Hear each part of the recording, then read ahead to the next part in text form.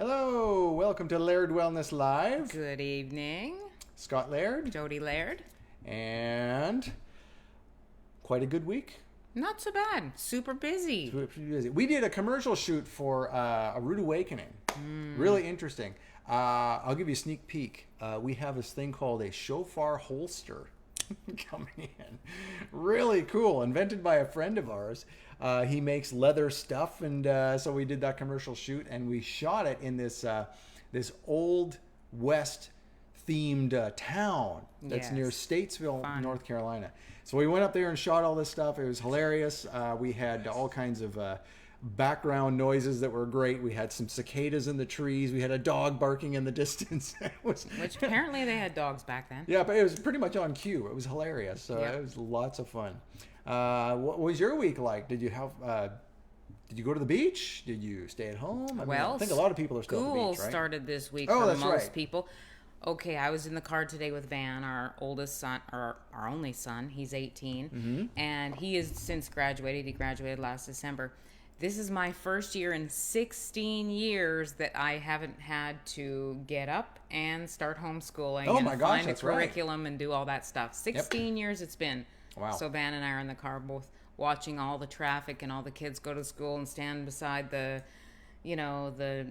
driveway waiting for the bus, and we're like, whoop whoop, no school this year, first year ever. Like that character in Simpsons, ha ha, right? Yeah. And we just said goodbye to quite a few of our Van's friends who are off to college. Yep. And he's sticking behind because he's not into college, but he starts a new job at he does. Nissan on Monday, selling cars, which he is super excited about. Yep, very good. Well, we're very excited for him. He impressed the guys so much that they hired him on the spot, which is really cool. So. And our daughter's in Arkansas starting her DPT, Doctorate of Physical Therapy. So she's got another 3.5 years of school. Yep, so still some school for our kids, but regardless. But not us. No. So we're going to talk about energy after 40. We need energy. We all need more energy, right? So we could always use more energy too. Oh my goodness. Every time we do these things, we're always teaching ourselves a little bit. So that is part of what we're going to be doing tonight. You saw a woman on the picture that we promoted. So this is a lot about women because guys, we go through andropause, I guess, a little bit, but we not go through it to the degree that women do. So we're going to focus a little bit on the women. And, some of it is hormonal. After 40, of course, menopause comes along and it drains your energy and messes with your thyroid and everything else. So, that's part of it. But there are some things we can do. Some of them are supplement-wise. Some of them are just lifestyle-wise. And so there's quite a few things we can do. So we're going to go through some of the things we found from a couple of sources. One from a Life Extension magazine. Okay. And some from our friend Dr. Jockers, and we mixed a few things together and some of our own kind of concepts as well. Right. One of which being, whenever I talk to folks, there was somebody I was talking to tonight, one of our clients, and I mentioned this analogy that I use of a car. The human body is like a car. It's funny how, Jehovah has us to create things that mimic the human body. So the automobile, the car, is kind of like the human body. It needs certain things, right? It needs fuel. Okay, we need fuel. It needs oil to keep things lubricated. Right. We need oil. It needs water to keep things cooled down. We need water. Right. Interesting, right? The body of a car can rust. Our body can rust. On the inside. Which is called oxidation, so oxidative stress.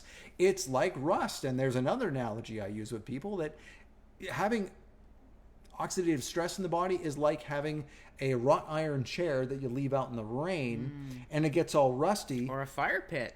Or a fire pit like ours that gets rusty when it gets left out in the rain.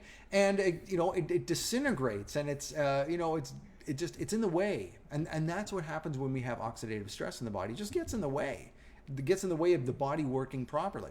So let's go back to the car analogy for a second now. You have to do maintenance, right? You have to have oil changes. You got to do tire rotations. Our son just did that with his car today. So that's what we need, is to maintain our body. We can't just do what we want. Like for a car, for example, if you have a newer car that requires the higher grade of gasoline, the super or whatever it is. Right. You got to put that in. Otherwise, it's not going to work right. Correct. Right? Yep. So we're kind of like, I always ask people, do you want your body to run like a broken down old junker, or do you want it to run like a brand new Ferrari? Well, it's funny because I used to say this when I was younger, 25. I used to say, and I think you said it a time or two when we were that age, you hit 25 and the warranty runs out on your car. Yeah. But now I look back and think, 25, that is way too young for your warranty to be running out and things to be starting to go bad. Right. And that's only because you don't look after yourself. And right? even at 52, I don't think the warranty is up right now at all. I don't have anything going on. Yes, I have a lingering thyroid thing that I shouldn't say fighting, because really I have no symptoms. It's just there, and I know it's there, but there's no symptoms. But when I was 25, we had some things starting to go wrong with us, and now we don't. And that's like a newer car, right? So things can go wrong with a newer car, or you can have a classic from the 1950s that is restored, right? It may not be as fast as the older cars, but it works just as well. It looks good, and it's just fine. So that's what we're talking about. So if you're over 40 or over 50 like we are, you can be that classic car. You may not be able to go as fast as the younger kids, but you can work just as well. You can do everything they do. You can go on the same roads they do. You can, still give them a run for their money, and you feel great. Right. And you look better too, because you're a classic, right? So anyway, so we need proper fuel. So if you put something, for example, now let's get to the human body. So, it relates to the cars too. So if you put sugar in a gas tank, that used to be a really nasty trick people used to pull, right? Put sugar in the gas tank and it ruins the engine. So what happens in the human body? If we put too much sugar in our gas tank, guess what? It ruins our engine. Same thing, right? So you think about the blood system. So that's what, if you don't have blood flow, you don't have anything. That's what I tell people all the time. So if you put sugar into that, just think if you put sugar into water, you get sugar water. Well, is sugar water thicker than regular water? Yeah. Yeah, it's kind of goopy, right? It's kind of like, you get like Coca-Cola or something like that. So it's a lot thicker and sticky and stuff like that. Well, what do you think sugar is going to do in the water-based blood system? It's not some mysterious system that isn't like regular water. It's going to be like regular water. It's going to get sticky. It's going to get thick. And if it's sticky and thick, your body, your blood, your heart has to pump a lot harder, which creates heart issues. It creates the triglycerides are floating around. Too many triglycerides, right? You get high blood pressure because it takes more pressure to push that through the body. So, sugar's not good for anybody. And we're not just talking sugar. We're not talking cookies and ice cream either. We're talking just too much carbs in general, because carbs in general turn to sugar. So if you are surviving on carbs, you're surviving on sugar. Yep. Just saying. That's right. So more veggies, more protein, less carbs. More fat. I'm not saying... Survive on the fat. Yeah, I'm not saying no carbs at all. But if you're surviving on them and that's your fuel, and you're not doing any veggies and hardly any protein, you're surviving on sugar, and that's just going to create inflammation. Right. And that also, carbs burn off fast too, right? Especially simple carbs. They're called simple because the molecular structure is simple. It's very few components to it. So the body breaks it up pretty quick. Well, when it breaks it up pretty quick, I think we've talked about this before, where it will spike the insulin. It'll spike the sugar because it didn't take very much time to break it up at all, and boom, it all went into the bloodstream, and pow, there goes your insulin. Fast high, fast low. Right. And so now you get these sugar spikes, and what do we call that? We call those insulin spikes. So the more often you eat, or the more carbs you eat, the more spikes you get during the day, and that causes your insulin to go up, and that's the issue for a lot of people. And so we don't want to be doing too many carbs. So that's number one. So you need proper fuel. You also need oil, like we mentioned, to lubricate. Well, what does that do in the body? So in the cars, it lubricates the engine, right? Same thing in the body. Right. So you've got these moving parts in a car, the pistons. That's where the oil goes, in between the piston parts, right? So they don't get too hot from the friction. Well, same thing with your body. If you get joint pain or elbow, all this kind of stuff, or even your exercising and moving all your parts, and the flexibility of your vessels. So think of your vessels like the hoses in a car, right? The rubber hoses, if they get dry and they're not lubricated with oil, they get kind of dry and they crack and eventually they break. Well, that same thing can happen to your blood vessels if you don't have proper oil in your body. You've got to take advantage of fats. That's what we're talking about here. So get off of the carbs, get onto more fats. And like Jodi says, you don't have to do zero carbs or anything, but you need to be focusing on the fats. Number one, it'll satiate you longer, so you don't eat too many times, because if you eat too many times, you get into that insulin spike thing that you don't want to do. So you want to get into more fats. Fats have 9 calories per gram. Carbohydrates and protein both have 4 calories per gram. So which one do you think is going to satiate you for longer? It's going to be the fats, right? So, and that's what you want. Longer time in between meals, and especially that time between, say, 8 p.m. and noon the next day. You can get yourself through that. You're doing intermittent fasting every day, and that is really good for the body. And not to mention with the fats, I feel like I'm a broken record because I say this every week, but as we get older, especially, women and men, we need to feed our brains, and our brains are fed best on fats. The low fat fad was not good for us. We need fats to fuel our brains. Exactly, for the brain, right? Because the brain is 60% fat. So you think maybe it needs fat to keep going. Yeah, it does. Yep. And so what's a good place to start with fat? You think, what's a good fat? Okay, well, first of all, take the bad stuff out. That's number one. So corn oil, canola oil, cottonseed oil, soybean oil, sunflower oil, all those seed oils, all the oils that come from a seed, right? That are especially not organic and mostly GMO. And especially in processed foods. You look at the back of any package, you're probably going to find one of those. Yep. And the canola, the soy, and the cottonseed, and the corn, those 4 are typically the most genetically modified. It's going to age you faster. Let's put it that way. And we haven't even talked about wrinkles and the outside and the face for women. We might get into that as we go on. Right. But we should do a whole thing one time, Jodi, on facial stuff for women, because we have some good friends in the dermatology space and in the health space that have taught you a lot of things, and maybe we could do something focused on what you do for that type of thing. Yeah, that won't take a whole show. That'll take 1 minute. I don't know. You spend half an hour every night doing all these different things because there's so many steps to it, right? Yeah. And I wish I would have started sooner. Right.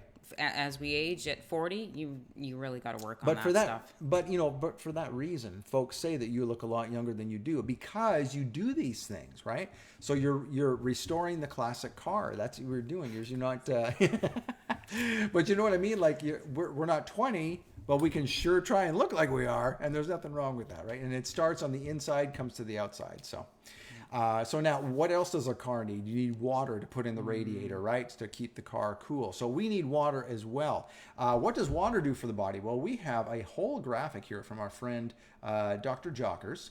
And check this out. This has a lot of good things to say about water. This is why we focus on water. One of the first things I teach people when we do a coaching program is, number one, here's my half-gallon jug of water. It's sitting right over there. And my day is not done until this water is done, period. And it's not just about water. We also put electrolytes in there in the form of Himalayan salt, because your brain needs salt. Now, there's some people out there that say that salt is your number one nutrient for the brain. No, it's important for electrical connections and things like absolutely. that. But the most important thing for your brain is what Jodi already said, and that's the fat. So here's what's, getting back to the water, this is what water does. Check this out, all these beautiful things. So what does water do for the human body? Let's just take a look, starting from the left-hand side there. Dehydration taxes the heart by causing it to pump faster and get insufficient oxygen to your muscles. You know what? I used to have heart palpitations, and guys, no kidding. As soon as I started doing half a gallon of water with a half a teaspoon of salt in it per day, I have no issues with palpitations at all. I used to think it was drinking too much coffee. I drink as much coffee as I did before, but as long as I do that water, there's zero issue. It also allows the blood cells to carry oxygen more efficiently, resulting in better muscular function and increased mental acuity. Haha, there you go. Why is that? Because remember what we said about the blood vessels and pumping with too much sugar in there? Well, a lot of the smaller vessels are in your brain. So the smaller vessels are really going to get gummed up with sugar. So we need to counteract that with more water. So we need the blood flow. Like I said, blood flow is everything, right? We need the blood to be flowing freely, and water is a big part of that. It also lubricates the joints and lessens discomfort from arthritis and back pain. Water and oils or fats kind of work in tandem here. they are opposites, but they each have different functions that help. Both of them can help that. On the top right-hand side there. So, well, first of all, let's look what's above that. So it says water is essential for the body to sweat and to release toxins. How about that? Well, because if you are not getting enough water, you're going to dehydrate yourself, so your body's going to keep it in. Yep, absolutely. As much as it possibly can. So if you are drinking water, it is going to allow your body to release those toxins, because it's like, okay, I've got enough water. Now I can start releasing those toxins. And now we talk about blood again, and we talked about blood already, but now here's the brain, or rather talking about the brain again. Prevents loss of memory as you age. Why? Because you're allowing the body to flow that blood freely through the blood vessels, unencumbered by too much sugar. You've got enough hydration there. It'll lessen addictive urges, including caffeine, alcohol, and certain drugs. How about that? Didn't know that one. It cleanses toxic waste from various parts of the body and carries it to the liver and kidneys for removal. How about that? And without the flow of water, there's insufficient water to remove waste and toxins through your stool. Why?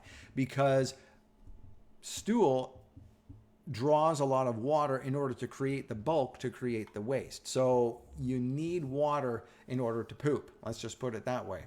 And water also allows for efficient cellular repair. And 75% of Americans are chronically dehydrated. Well, should that be any surprise based on the habits of most Americans? That's why we say when we do a blood test, we don't look at the reference interval that LabCorp provides, because that's based on an average sampling of average Americans. Well, do you want the average health of the average American? That's not the point of coming to folks like us and trying to improve your health. So you'd think you'd want to be a little more fussy with your reference parameters, and you want something a little better than that. So that's what we do. We take those results and go, yeah, if they look at this, we want this. This is where optimal health is. And so that's what we're going to help you do if you come to us. Like someone was just doing that tonight. Yeah. Someone did an initial blood test with us. They looked at the results, and we went through the hour-long consultation that we do with them. And they said, you know what? I want to do 6 weeks with you. Let's get this fixed. Let's do this. Let's partner with you, and you can show me week by week, because this is there's a lot of stuff here. And I want to make sure it's doing it right. I said to the person, that is absolutely a good decision, because, you don't want to go on this on your own if you don't know what you're doing. So that's a wise person who chooses a coach. All right, so now there are so proper bowel movements. We already covered that. I was going to cover that next, but here are some strategies regarding 3 particular things that Dr. Jockers, our good friend Dr. Jockers, says. So he combines a few things that we've already talked about. So you need to hydrate well.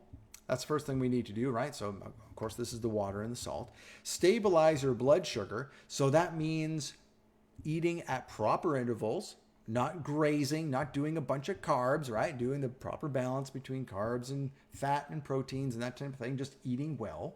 And if you don't know how to do that, lots of people can teach you that. We can teach you that properly. And you got to move your body and your bowels. And so you move your bowels by having enough water, number one, but through exercise. Fiber, right. Veggies. So there you go. It includes water, it includes your diet, and it also includes exercise. Exercise is a thing that most people forget. People come to us and say, well, what supplement can I take to help with this? Well, okay, we've got to remember the word. What does supplement mean? It supplements what you are already doing to a greater degree. So let's go back to the car analogy for a minute. So that's like putting this special little bottle of stuff into your gas tank. Well, it's not the gas. It's the gas that matters. That's your fuel that takes you from day to day to day in the car. This little additive, they literally call it an additive, a gasoline additive, is a supplement. It helps things run better. For a little while, but your main thing is the fuel. It's washing the car to keep the rust off. It's doing this, it's doing that. Make sure all the fluids are up, like you have to do. Keep all your fluids up. So remember that supplementation can help to a certain point. It's supposed to just give your body a little oomph to what you're already doing. Right. And the exercise component is also forgotten about. So a friend of ours who used to sell cars, Stephen, excellent financial planner, by the way. And but he used to sell cars, and he's always good at everything he does, right? So he was really good at selling cars because he knew about cars. And I always said to him, we don't want to drive our when our RAV4 was a little newer. I said, I don't want to drive it too much. And he says, Scott, cars were made to drive. That's what they're for. They're to drive. And in fact, if you don't drive them, they don't work well. They will break down. You think of a car that's been, like a classic car that's been stored in a barn, right? You see all these stores or these shows where they find these barn finds. Here's this car. They take off this tarp, and then there's this car under there. It's been there since the 1960s. Well, they have to do a lot of restoration to it before they can put it on the road, don't they? Because why? The hoses have dried and cracked and worn out. The engine may be rusty. There's no oil left in it. So they have to do all these things to it before they can put it back on the road. So this should be a lesson to us, right? Cars are meant to be driven. You can't just take it out of the barn after 40 years and put it on the road. Yeah. You got to exercise. You got to exercise your body like you exercise the car. And take it out for a drive. Times have changed in that, 30, 40 years ago, you exercised by working in the fields and doing all that stuff in your daily life. You got your vitamin D that way too. Now, a lot of us have desk jobs, or we're teachers and we're standing around all day. We may be walking back and forth, but we're not really getting our heart going. Right. So now we actually have to go somewhere and purposely intentionally exercise. And we have to have more intention than we used to have as well, because back then they didn't have EMF. They didn't have the amount of pollution that we have. They didn't have all the toxins. They didn't have Roundup. They may have had DDT and stuff like that, but Yeah, that's funny. I watched a show on that today. Did your DDT? Yeah. How about and that? Pretty much glyphosate has, you replace that. So the whole the DDT and all the bad stuff that happened with that, they just replaced it, called it something new, and we still have the same problems. The problems may come a little bit later, but yeesh. Well, but EMF, here's one thing. So we have friends who bought a nice little house. They built a little house, and then shortly after they moved there, I wasn't sure if it was shortly after they moved there or if it was there and they just didn't notice it. But there's a 5G tower, not far from them. They're in a rural area, and not far from them is this 5G tower. And they added, not they, but the phone company added to the tower this second level, this more powerful, I think it was just a regular cell tower before, and then they added this huge 5G component to it. And our friends say as soon as that happened, they started getting headaches. They couldn't sleep. Things didn't work well. They just felt ill all the time. And they can tell when the energy on that tower gets ramped up and when it gets ramped down. They can tell. And so they are actually moving. They're moving away from that. So they have, we have challenges like this now as well, where it's more important to move the body, because what moving the body does? It gets rid of those toxins, right? It moves things along. It's actually good for HDL too. HDL is the component of cholesterol that moves things away from your cells back to the liver for processing. And we need to have more HDL. Remember, the doctors are always saying, raise your HDL. Why? Because LDL, which brings stuff to your cells, only becomes bad if there's not enough HDL to take stuff back out. So you've got to, rather than trying to lower your LDL through, statins and things like that, why not try and raise your HDL through exercise? And good fats. And then the ratio, if you raise your HDL, do you really need to lower your HDL? No. LDL, because the ratios between those two is what matters. And it also matters between the ratios between your cholesterol components and your triglycerides, because that is also a number that is included in the calculation of your total cholesterol. So what I read today? I just wanted to do a little bit of research on cholesterol numbers, and I read this paper from, I don't know, I didn't take advantage of who did it, but it was a paper, a study, and it talked about the years of cholesterol and what our numbers were. So in 1970, guess what our total cholesterol goal was? Oh, you told me a little bit about this, but I'm betting it's higher than 199 that it is now. 300. Oh, 300. And every couple, every 5 years or so, it's gone down. And why? And even in the last few years, it went down 10. So it was 210 a few years ago. It was 220. Then it was 240. It was 260. It was 300 in 1970. Now, why has it gone down incremental? Let's figure that one out. That's probably because, well, drug profits became better and better and better, the more people we could get on that drug. Well, so I do think, though, that some people were taking advantage and eating very, very rich diets and not moving and not doing their water. And sure. Not, and yes, that's probably more than one component there. If you do that and live that life, yep, it is going to be trouble. 300 for you is going to be trouble if you live that life. But for me, for instance, my cholesterol is that high, but my ratios are really good. My CRP is really low. I exercise 4 or 5 times a week. I drink a lot of water, so my ratios are great, even though my cholesterol is, say, higher than 200. Well, that's not a bad thing then. Now, after you get the age of 40, we said we were going to focus on women here. So let's take a look at some 11 different things that women can be suffering from due to menopause, which of course causes the energy issues, right? So here are some things here. So we have 11 symptoms, common symptoms. So women, you just tell me if you've had some of these. Actually, let's look at these 11. And for those who are watching, chime in on the chat and tell us how many of these you have had. Let's go through these 11. Hot flashes and excessive sweating. Jodi? Check. Okay, check for Jodi. I'm going to keep track of Jodi here. Heart discomfort. No. No, okay. Sleep troubles. Yes, right now, actually. Okay. Joint and muscle discomfort. Not so much. Depressive mood. Yes. Okay. Irritability. Well, I should ask you that question. I'm not going to answer that question. Okay, yes, a little bit. Anxiety? Yes. Oh, really? Okay. Physical and mental exhaustion? Always. Okay. Sexual problems? Don't have to answer that one. TMI? Bladder issues? Yes. Okay. Again, TMI, and then the other one, vaginal dryness. Well, yes. Okay, that one too. Okay, so you have 8 of the 11 personally. Yeah, and I mean, some days are better than others, and I really don't, I just said 10 minutes ago that I really don't have any symptoms of anything. I feel great at the age of 50, but I do have those issues every once in a while. I mean, I think that's normal. Yeah. Well, yeah, you can't avoid, you don't want to be doing... You can't avoid these things. The problem comes when you're trying I don't want to have menopause. I just want to God puts you through menopause for a reason. If you try and fight that, you're going to come up with other problems. But anyway, there is a solution. Let's go back to this. So for women who prefer to avoid hormone treatments, as we just spoke about, there's an alternative solution. Scientists have developed a hormone-free formula for women over 40 that combines a patented Siberian rhubarb root. Interesting. I like rhubarb. With 8 essential B vitamins. Okay, so the Siberian rhubarb. Now, this is not something we sell. This is just this is a life extension product. So if you want to go to lifeextension.com and find it, you can find it there.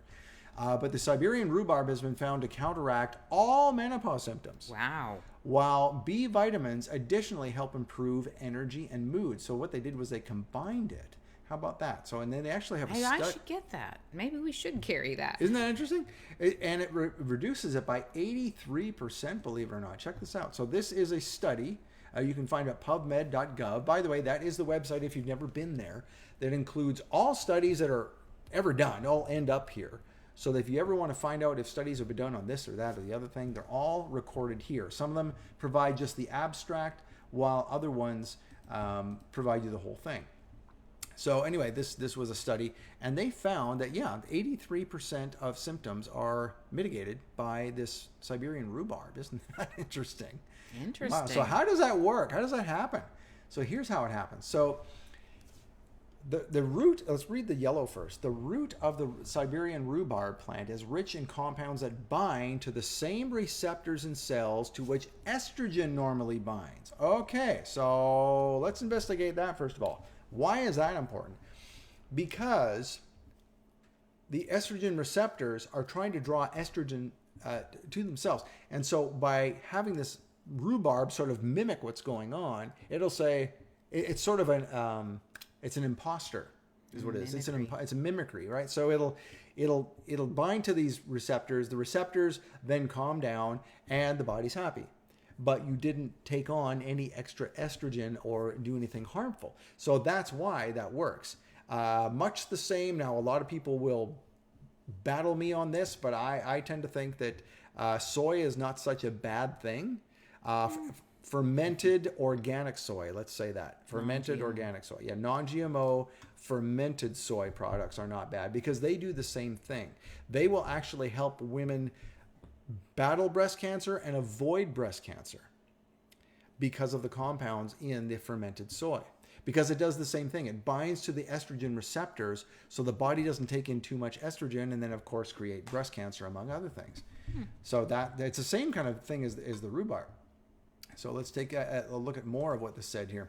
So, so there are different kinds of estrogen receptors. Let's read the middle there that I didn't highlight, but this is important. This kind of goes back to the soy thing. And the difference is critical. Activating the ER alpha receptor. Okay, this is something they didn't know a few years ago. This is why they said all soy is bad, period. Because they didn't realize they were dealing with different receptors. That's why. Okay. And this is only from a few years ago they recognize this. So activating the ER alpha receptor can produce undesirable growth in some tissues, including initiating and promoting cancer. Activation of this receptor by conventional hormone replacement therapy is believed to be the cause of many of the ill effects of this treatment. Okay. Okay? So that's what it is. Now, activating the ER beta receptor promotes beneficial effects on the skin, brain, metabolism, blood vessels, and other tissues, and relieves menopausal symptoms. The proprietary patented extract of Siberian rhubarb has been shown in preclinical studies to selectively activate beta, but not alpha. That's the same story for soy. That's why it works. That's why they could never, you remember like a few years ago, you had all these conflicting soy, that's why the battle comes in, right? There are all these conflicting things where it says, it causes breast cancer. No, it doesn't, it does this. It's because they didn't know they were dealing with two different receptors. Right. So they didn't realize what was happening until they went, oh, wait, there's two different receptors. Oh, this is actually good. So then, so now you'll see all the studies actually point to it being good. One last thing I wanted to note in the blue here, Siberian rhubarb extract has been recommended by doctors since the 1950s. It is not new for relieving menopausal symptoms. Now, of course, the supplement that Life Extension has created is new, but they're leaning on this research.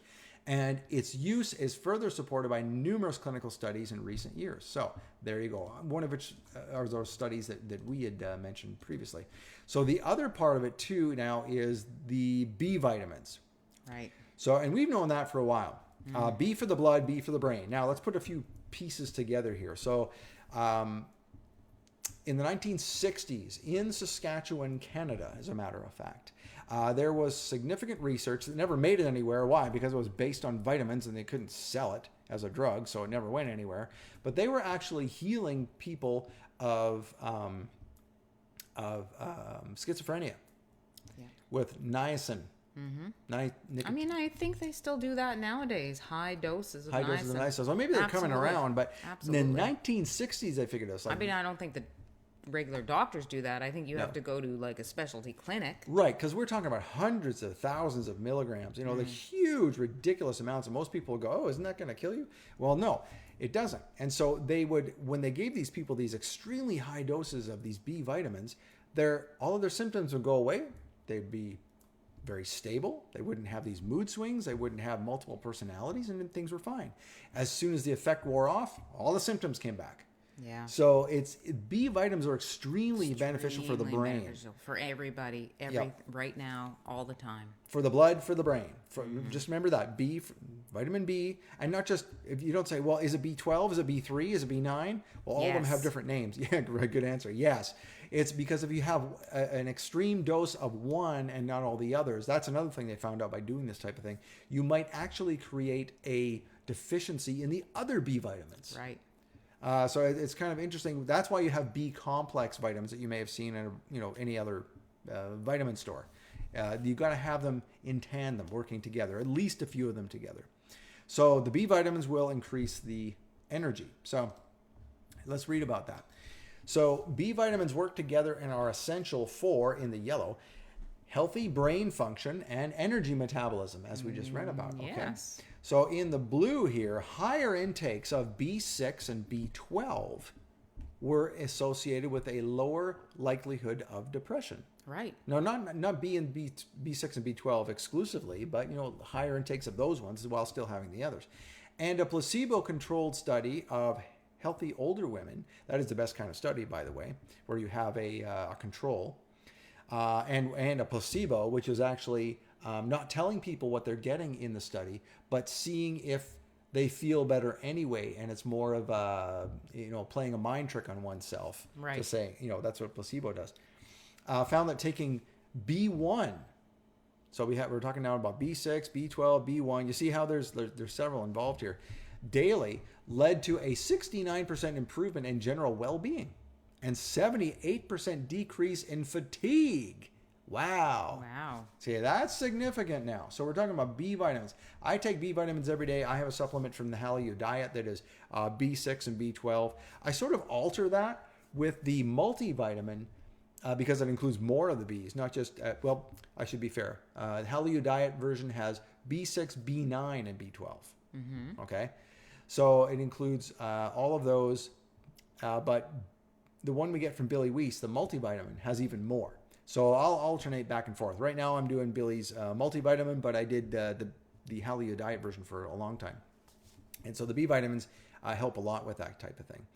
And so that helps with energy. And another thing that helps with energy is the the magnesium that you mentioned. Yes. Right? Yep. So Billy Weiss, he alerted us to the importance of magnesium. And if you go to healthawakening.tv, my health show that I do with A Rude Awakening International, I recently did a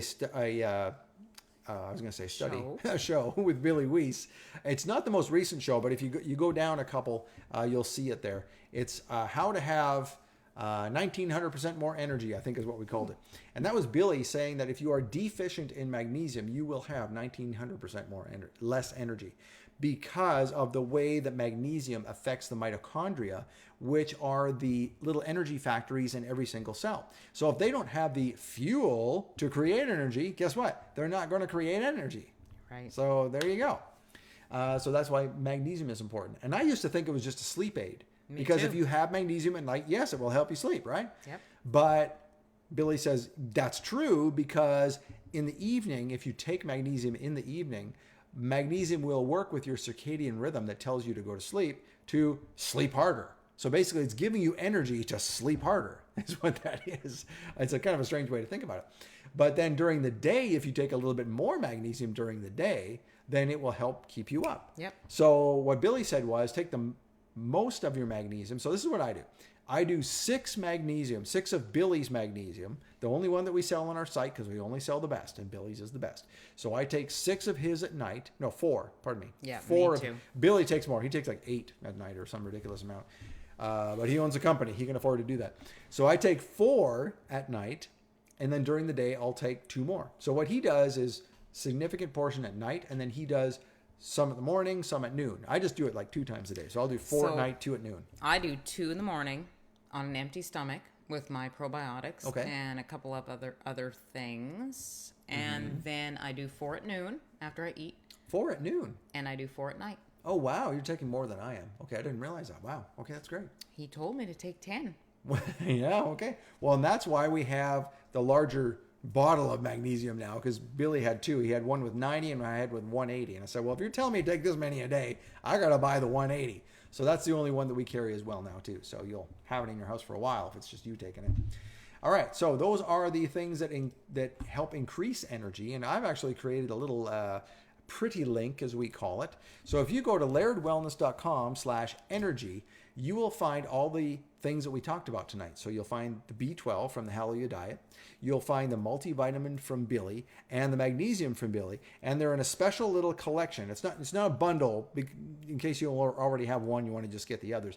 It's just when you go to that website, lairdwellness.com/energy, you'll see only those 3. So those are the energy supplements. So if you want to go there, that's what you will find there.